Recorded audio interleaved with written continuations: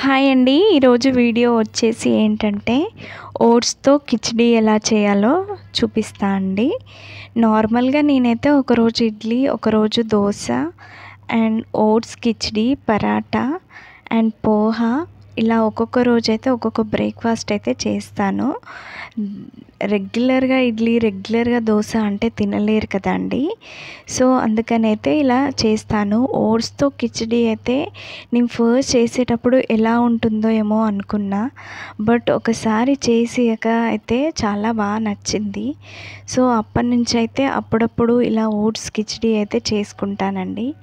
Oats khichdi చేశాక లాస్ట్లో కొంచెం గీ అయితే వేసుకొని తినండి, చాలా బాగుంటుంది.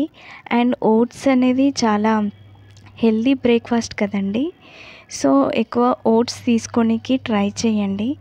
దీని ప్రాసెస్ వచ్చేసి నార్మల్గా అయితే ఒక కడాయి పెట్టుకొని ఆయిల్ పోసుకొని ఆయిల్ హీట్ అయ్యాక జీలకర్ర, ఆవాలు చిటపటలాడాక పచ్చిమిరపకాయలు అండ్ ఉల్లిపాయలు వేసి బాగా ఫ్రై చేయాలి.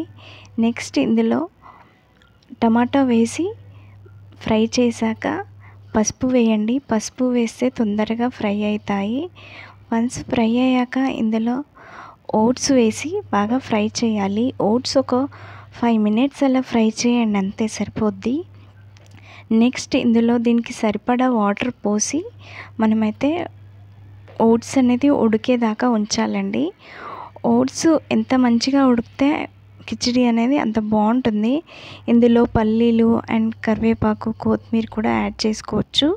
బట్ ప్రజెంట్ నా దగ్గర అయితే లేవు, మీ దగ్గర ఉంటే యాడ్ చేసుకోండి. అండ్ కిచిడి అయితే చాలా బాగుంటుందండి. ఒకసారి ట్రై చేయండి, మీకు ఎలా వచ్చిందో చూడండి. వాళ్ళకైతే ఓట్స్తో చేసే బ్రేక్ఫాస్ట్ చాలా హెల్ప్ అవుతుందండి. ఓట్స్తోని ఓన్లీ కిచిడి కాకుండా ఓట్స్, దోశ అండ్ ఇంకా వెరైటీస్ ఆఫ్ బ్రేక్ఫాస్ట్లు అయితే ఉన్నాయి. వెయిట్ లాస్ అవ్వాలి అని ట్రై చేసే వాళ్ళకైతే మస్ట్ అండ్ షుడ్గా ఓట్స్ని ఏదోలాగా తీసుకోనికి అయితే ట్రై చేయండి.